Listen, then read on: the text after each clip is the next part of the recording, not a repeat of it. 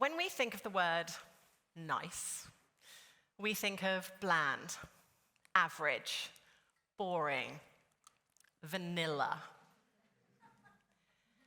But here's something I learned recently from someone who actually makes gelato, is that vanilla is the hardest flavor to master.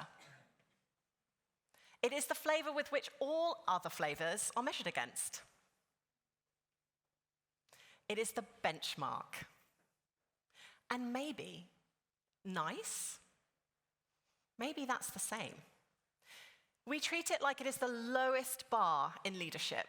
But what if it is the gold standard that we should be aiming for?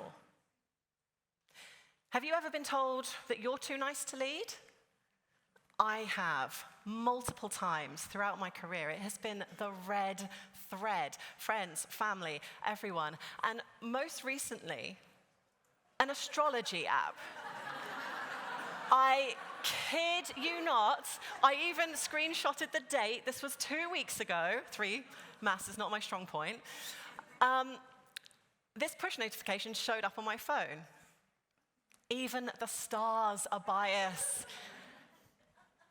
And so are hiring managers. A few years ago, I went for an internal leadership position at my agency at the time. And it was one of those where I was already doing the job. I'd worked really hard, I'd built my case study, and I interviewed with the chief creative officer. I was feeling positive. 2 weeks later, I was called into a meeting room, and I was told, Emma, you didn't get the job, but the chief creative officer thinks you're really nice. One, that is absolutely not feedback, and that's another presentation. And 2, come on. So I did what everyone does in those situations. And I felt all the emotions, anger, frustration, grief, sadness, so freaking pissed off. So I called my mum, and I distinctly remember asking her, Mum, do I have to be a bitch to be a leader? And thankfully, my mom, older and wiser than me, said, absolutely not, Emma. No, you just have to show up as you. Don't be anything other than you. We all hear this word authentic, and it's true.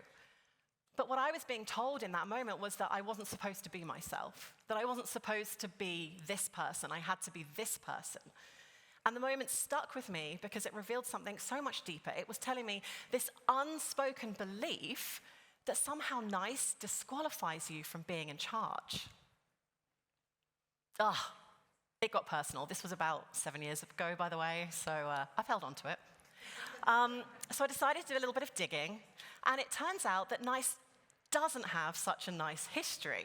I looked into the etymology of it, and actually the word nice comes from the Latin nescius, meaning ignorant, foolish, stupid. And along the way, that has changed to the word that we know it as today. And actually, the dictionary definition, the similes are, that's not the right word, but anyway, similarity words are agreeable, pleasant, enjoyable. Now, I don't know about you, but those aren't bad adjectives. If someone said to me, oh, she's really enjoyable to be around, shoot me. Terrible. When did nice become such a leadership red flag? I get it. It's come from somewhere bad, but it's changed, and it definitely can mean something good. It's not bland, it's steady, it is strategic. It is the most underestimated, undervalued leadership strength that we have.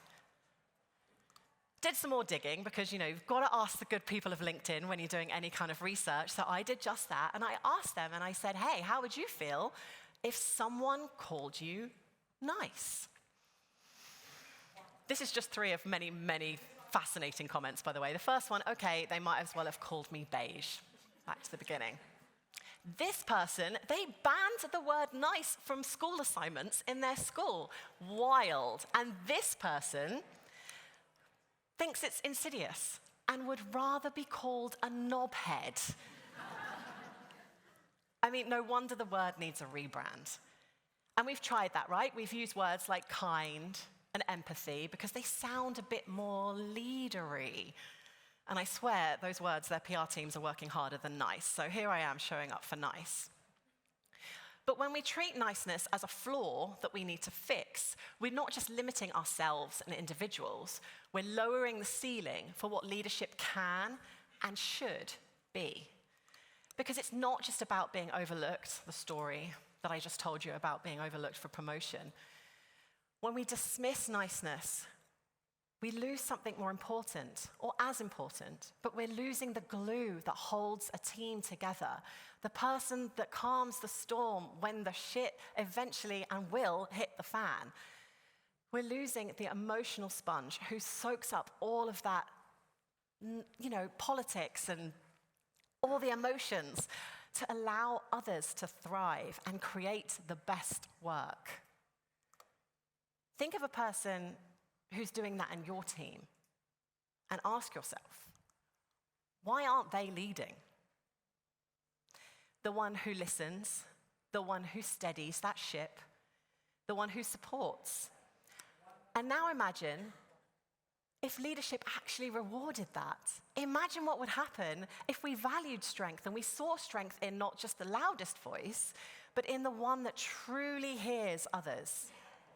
Now, this brings me to a moment in my career where things changed a bit for me, and I realized that actually being nice was a good thing, and that leadership was not a force or something that you had to be aggressive about, but as understanding.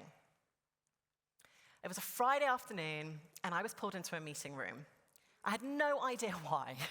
But I was pulled into this meeting room, and on one side of the room, I've got two of my creative team. On the left side of the room, I've got senior management. They're standing, the creative team is sitting. You could cut the tension with a knife. And it quickly transpired this. We had received a pitch brief. This is going to sound familiar. We'd received a pitch brief Friday lunchtime, and the turnaround was Tuesday morning. For the brands and the clients in the room, please do never do that. It's just not fair. You're never going to get the best work. But what it meant, or what my team were being told in that moment was, you've got to work the weekend. I realized that my job in the room was to turn that no into a yes. Now that's quite tricky. They'd already said no, my team. So I asked the senior leaders of the room, and I asked them to leave, and I sat down at the table, and we just had a chat. And I didn't push. I certainly didn't manipulate. And I absolutely did not tell them that it was their job and their duty and they had to do it. But what I did was I listened and I heard. And it turns out that my team wanted to work on this brief. It was a cool brand. They wanted to do it. They just needed a few adaptations. This was before COVID. Working from home wasn't the norm. And that's all they were asking. One of the guys in the room, he had a heavily pregnant wife. He didn't want to be in the office for like 10 hours each day, but would happily work from home. And the other creative in the room, she had a birthday to go to. It was her grandma's 80th. All the things that you should be present for, because we're creatives as well. We don't switch off. Like, weekends are important to us. Things are, we need that time.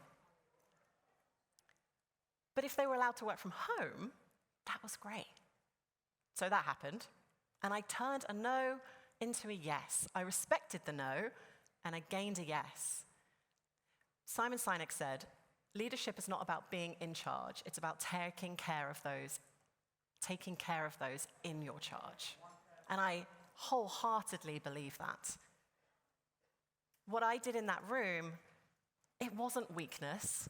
Yes, I was nice, but it wasn't weakness. It was leadership.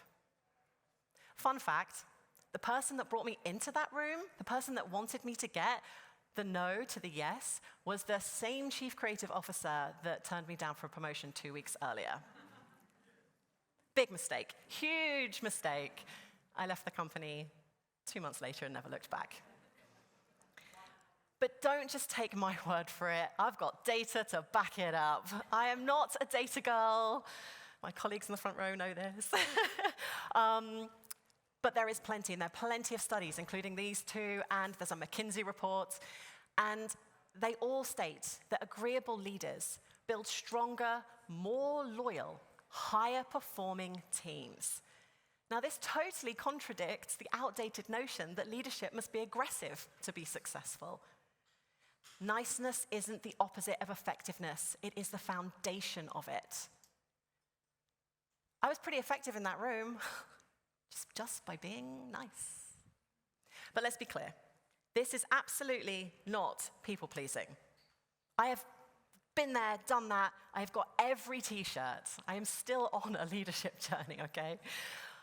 But I'm talking about boundaried kindness, empathy as a strategy, a quiet confidence. And this is how I look at the three, because they are interlinked and they do play with each other and they're important. Kindness is what you do, the action. Empathy is what you feel, how you understand others. And niceness is how you show up. This trifecta defines transformational leadership. So it is out with the old and in with the new. Bye-bye cliches and in with boundaried, strategic, steady. And who's leading in this way? Time for some examples. Jacinda Ardern, world's youngest leader of government at age 37. What a woman. Jacinda is the former Prime Minister of New Zealand, in case you didn't know.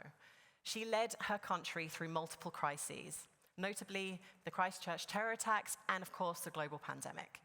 And what I love about Jacinda Ardern is that she's faced multiple criticisms over the years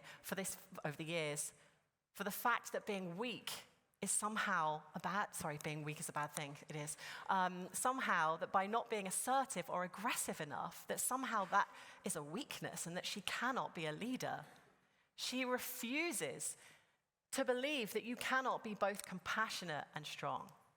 Two things can be true. She didn't lead despite being nice. She led because of it. And it's not just heads of state or governments and countries that this works for. It works for business. Satya Nadella, on his first day after he took over the helm as CEO of Microsoft, handed his senior leadership team a book on nonviolent communication. He says that empathy isn't soft. It's not a soft skill. It is the hardest skill that we learn. Satya Nadella has a 90% approval rating on Glassdoor.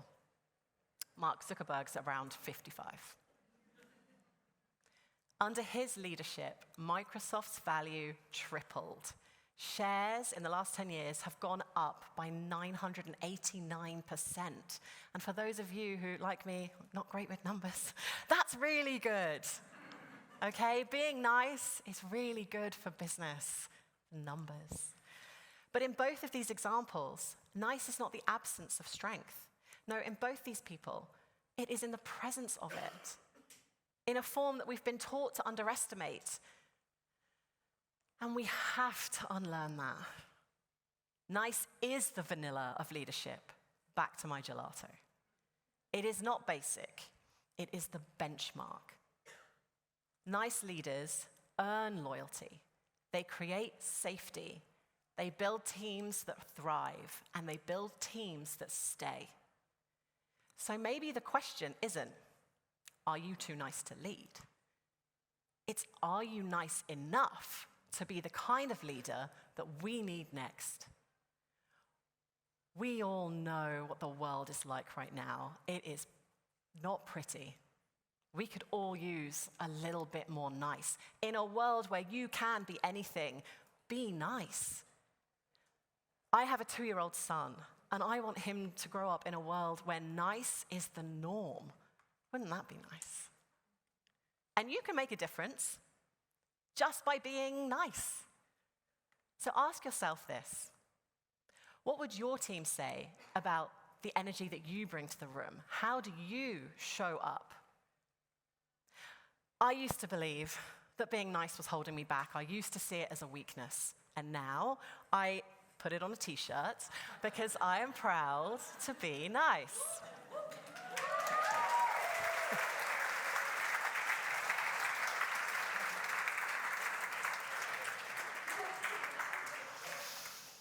selling the merch later. Probably shouldn't say that.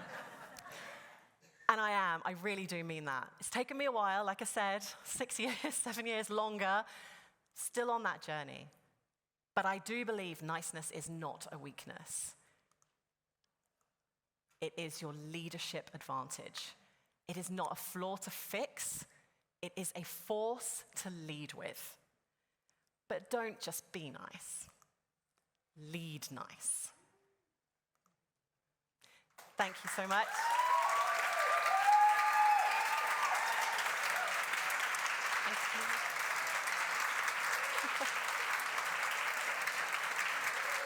Thank you. Thank you.